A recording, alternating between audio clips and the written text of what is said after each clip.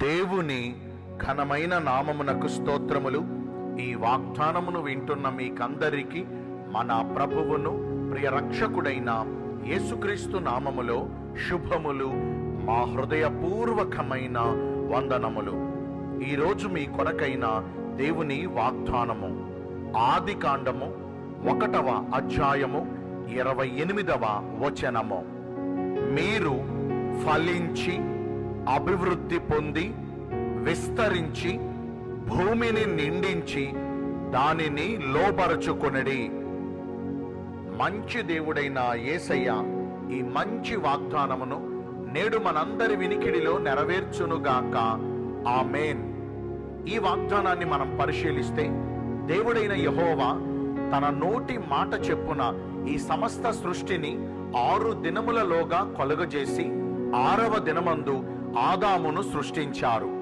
ఆదాము ప్రక్కటెముకలో నుండి అవ్వమ్మగారిని కూడా తయారు చేశారు. ఆ దంపతులిద్దరూ దేవుని ద్వారా సృజించబడిన తరువాత దేవుడైన యెహోవా వారిని ఆశీర్వదిస్తూ వారితో ఇలాగున సెలవిస్తున్నారు: మీరు ఫలించండి, మీరు అభివృద్ధి చెందండి, మీరు విస్తరించండి, మీరు ఈ భూమిని నిండించి దానిని లోబరుచుకునడి.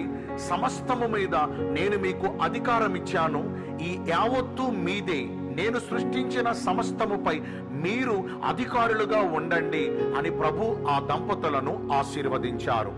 దేవుడైన యెహోవా వారిని ఆశీర్వదించినట్లుగానే ఈ రోజున ఈ వాగ్దానము వింటున్న మనందరినీ కూడా ఆశీర్వదిస్తున్నారు. మనము ఫలించాలి అనేది దేవుని యొక్క కోరిక. మనము ఎండిపోయినట్లుగా ఉండాలని, మనము మోడుబారిన జీవితాలలో ఉండాలని, మనము మొద్దుగా మిగిలిపోవాలి అనేది ప్రభువు వారి కోరిక కాదు. యెషయా గ్రంథము 11వ అధ్యాయము 1వ వచనము యొక్క సారాంశాన్ని మనం పరిశీలిస్తే, యెషయి మొద్దు నుండి చిగురు పుట్టును, అది ఎదిగి ఫలించును అన్న వాక్యాన్ని మనం పరిశీలిస్తూ ఉంటాము. అంటే ప్రభు యొక్క ప్రణాళిక ఏంటి? మొద్దులా ఉండిపోవాలనేది కాదు. ఆ మొద్దులో నుండి చిగురు పుట్టాలి, ఆ చిగురు ఎదగాలి, అది ఎదుగుచు ఫలించాలి, విస్తరించాలి. ఎగ్జాక్ట్ గా మన ప్రభు వారి కోరిక మన పట్ల ఏమై ఉందో తెలుసా? మనము ఎలా ఉన్నామో అలా ఉండిపోకూడదు. మనము ఫలిస్తూ ఉండాలి, మనము ఫ్రూట్ఫుల్ గా ఉండాలి, మనము ఫలిస్తూ విస్తరించాలి, మనము వ్యాప్తి చెందాలి.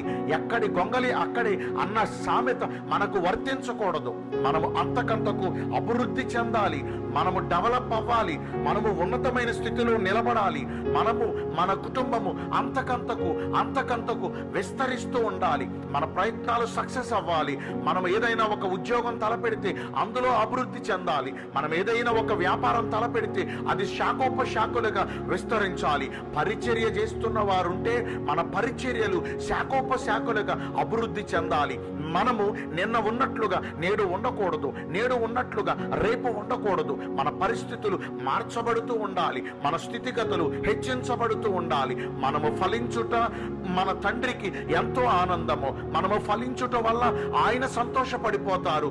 మనము ఫలించి అభివృద్ధి చెంది విస్తరించుట ద్వారా ఆయన మహిమోన్నతమైన నామము ఘనపరచబడుతుంది. అలనాడు ఆది దంపతులైన ఆదాము అవ్వలను ఆశీర్వదించిన దేవుడు ఈ రోజున నిశ్చయంగా మనలను కూడా ఆశీర్వదించబోతున్నారు. నమ్మండి, నిశ్చయంగా ఈ రోజున ప్రభువు వారి ఆశీర్వాదం మన మీద ఉండబోతుంది. అయితే ఆ రోజున ఆ దంపతులైనటువంటి ఆదాము అవ్వలను ఆశీర్వదించినట్లుగా నేడు యెహోవా దేవుడు మనలను కూడా ఆశీర్వదించాలంటే మనము ఎలా ఉండాలో తెలుసునా? దేవుడు ఆదామును అవ్వను తన పోలిక చెప్పున తన స్వారూప్యమందు వారిని సృజించారు. అంటే వారు ఎప్పుడైతే దేవుని పోలికలోనికి వచ్చారో, ఎప్పుడైతే ఆయన స్వారూప్యాన్ని కలిగి ఉన్నారో, అప్పుడు వెంటనే ప్రభు వారిని ఆశీర్వదించడం మొదలుపెట్టారు. అంటే ఈ వాక్య సారాంశం ఏమనగా, మనం ఎప్పుడైతే దేవుని స్వరూపంలోనికి వస్తామో, మనము ఎప్పుడైతే ఆయన స్వారూప్యాన్ని కలిగి ప్రవర్తిస్తామో, ఆ మరుక్షణమే ప్రభు వారి ఆశీర్వాదం మన మీద, మన కుటుంబం మీద, మనకు కలిగిన సమస్తం మీద ఉంటుందండి. మరి నిజంగా ఈ రోజున దేవుని యొక్క ఆశీర్వాదాన్ని పొందగోరిన మనము ఆయన స్వారూప్యములోనికి మారగలుగుతున్నామా? ఆయన యొక్క పోలికగా ప్రవర్తించగలుగుతున్నామా? ఆయనకు కలిగిన మంచి మనసు, ఆయనకు కలిగిన క్షమా మనసు, ఆయనకు కలిగిన ప్రేమించే మనసు, అట్టి మంచి మనసు మనము కూడా కలిగి ఉండగలుగుతున్నామా?